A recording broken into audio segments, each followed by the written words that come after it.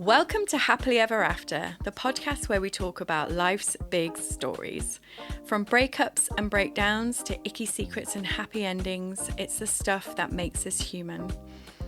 I'm your host, Hannah Harvey. I'm a writer and a parenting blogger at mumsdays.com. That's mumsdays.com. I'd be really grateful if you could subscribe and leave a review because it basically means more people can find the podcast. And I also really love hearing from you, so please do contact me through Instagram at mumsdays with any of your stories really and you know how you relate to the episode or even questions that you may want answering.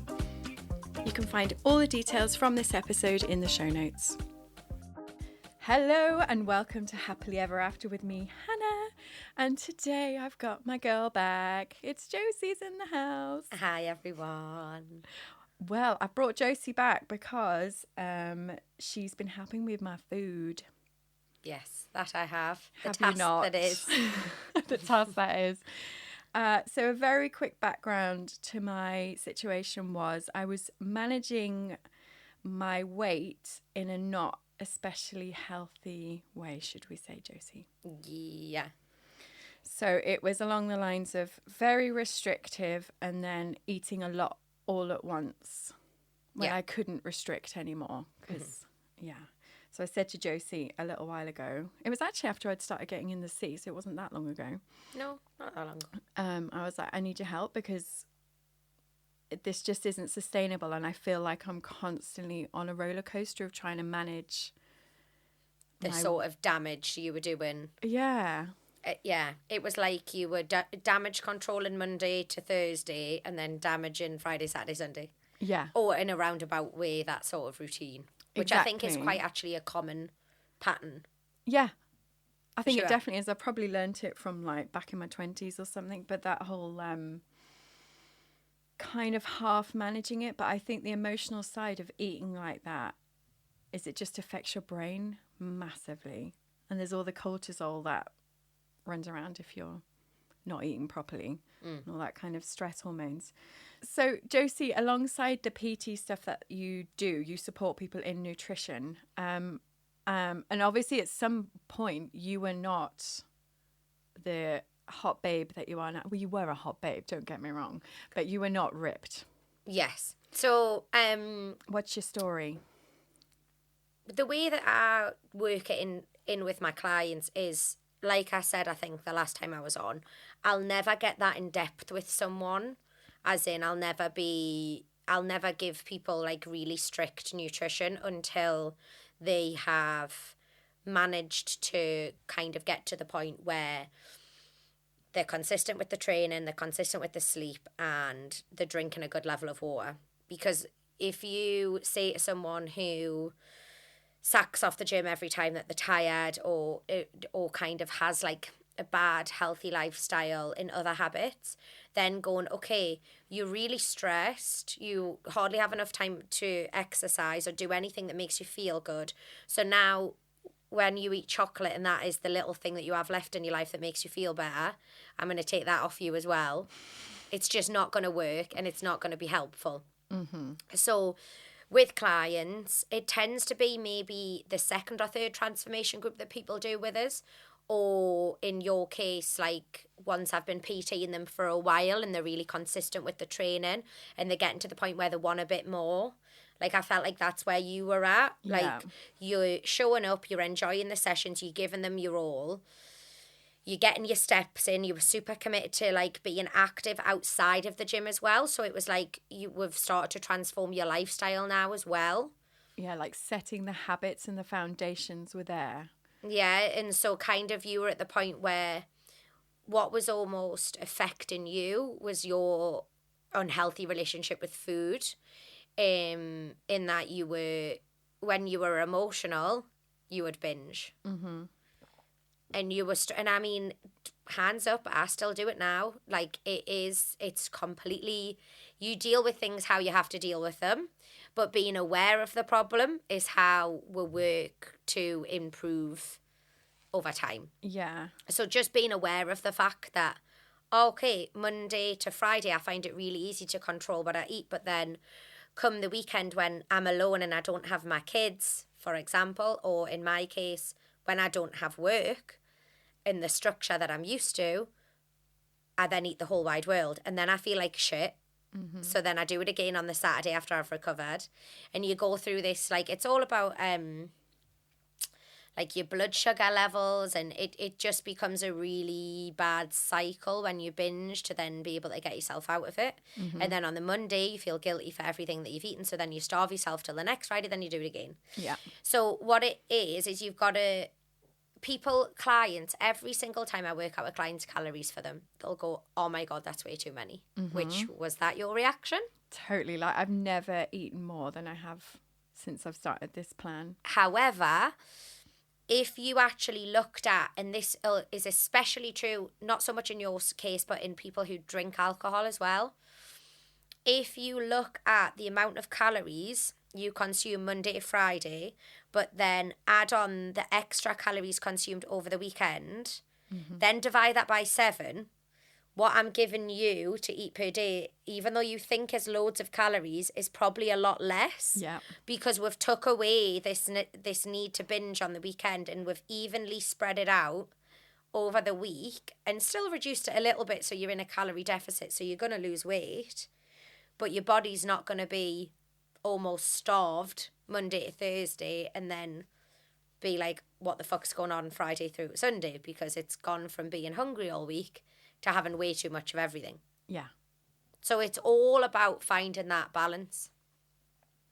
Yeah. And that's the thing I think I was really craving. I was like, I am sick of the emotional roller coaster that is connected with food. It's like moving, I guess it's like a mindset shift of like, this thing is not going to solve my problems.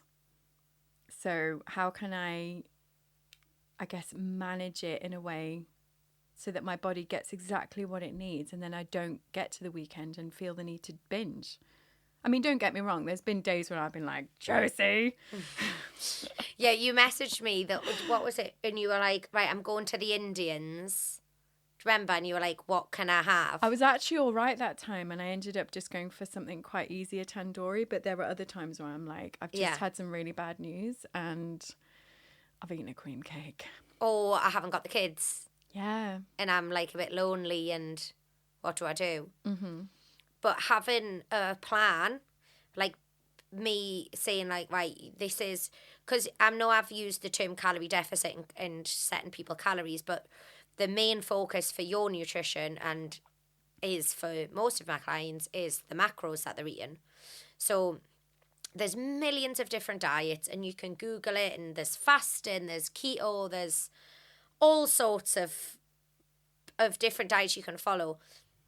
The majority of them are just different ways that you restrict calories. Mm-hmm. Because ultimately, if what you put in is more than what you expend, you're not going to get any, your body fat is not going to reduce.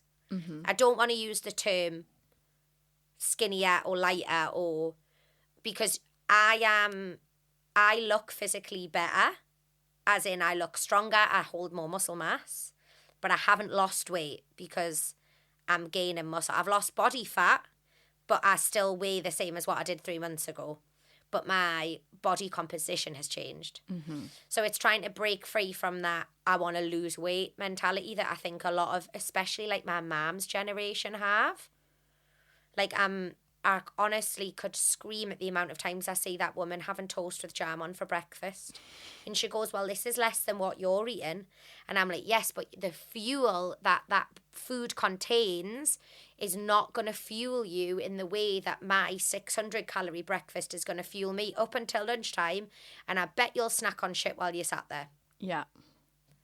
So and this is where my mentality's got a lot healthier with eating. It's looking at food as fuel for me for performance, for you just to get you through like the day of running around and being an active like mom. Do you know what I mean? Yeah. So for me now, my mentality is a lot healthier because I'm not looking at food as, okay, I know I need this many calories to maintain my current weight, and I want to be this much skinnier for my holiday, so I'm going to eat this many less calories, and I'm not going to go over that. Because at one point that was how my brain worked. Yeah. And I was lighter then, but I didn't look as good. And I was nowhere near as strong as what I am now. Mm-hmm. So now I look at food as fuel to get me to perform better as an athlete. Yeah. Athlete being a loose term. Oh, you are definitely an athlete, Josie. But I think I think you're totally right. Like, because what we changed was making sure I ate a lot more protein. And yeah, I was kind of relying on fat and caffeine and not eating much of anything else to get me through, because it was fully keto. I'll have a double espresso and an avocado. Well, exactly. That was basically it, babes. Yeah, it wasn't far off, to be honest. Coffee and cream. Yeah, oh God, when you used to order cream in your coffee, I used to cringe. But that, yeah. Because to me, cream is unnecessary calories on fat and dairy, which I can't really have very much dairy because it just does not agree with my stomach, if you know what I mean. I do very well. That I could, yeah. Oh, let's not get into that.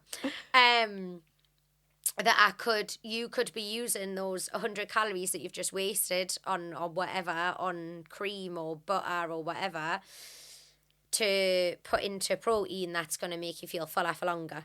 Yeah. Because it's all about if the blood sugar spikes, it's going to drop, then you're going to feel cravings again. Mm-hmm. So it's being really sensible. And it is hard to do when you're busy and you're rushed. But what I have found is on the days where I don't prioritise what I'm going to eat, I'm not looking after myself. Mm-hmm.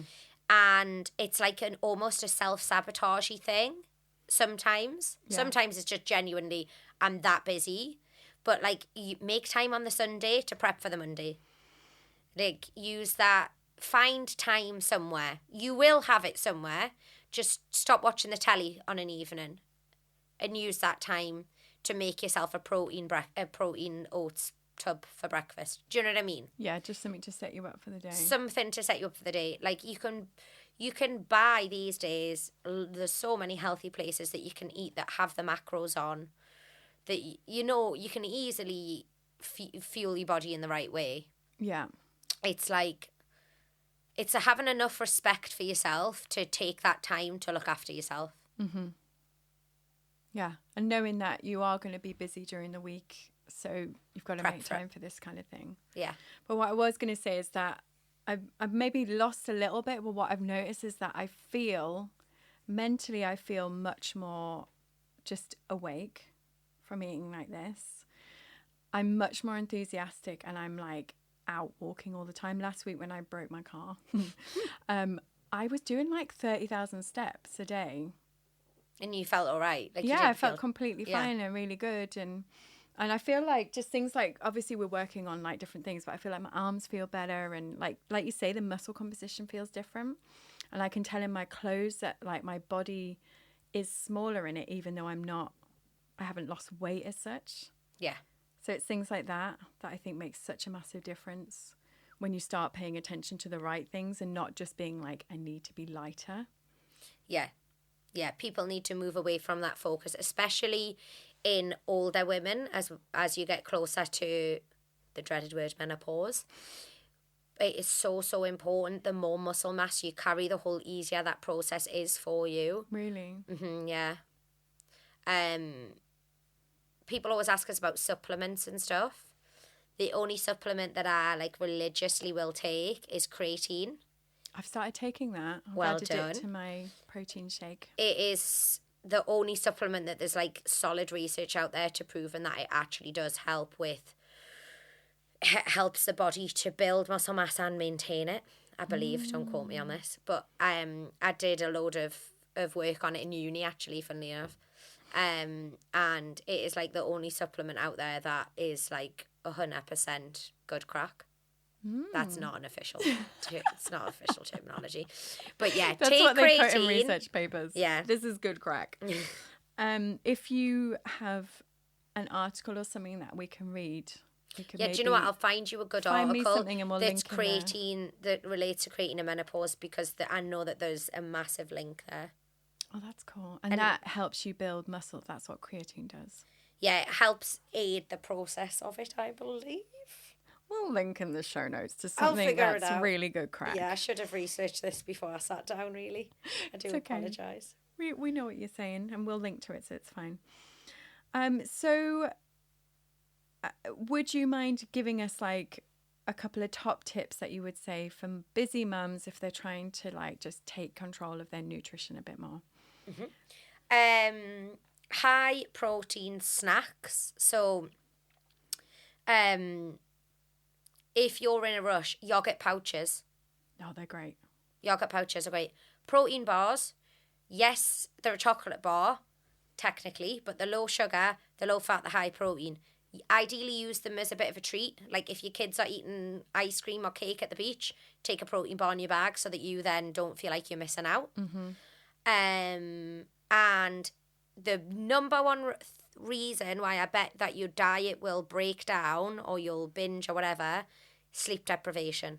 Yes. Prioritise your sleep. Go to bed when your kids go to bed. Get up when they get up. Like, stop putting pressure on yourself to get up and clean the house on a weekend before they're awake. It does not matter. They're only going to mess it up. Exactly. They're just going to mess it up again, the little bastards.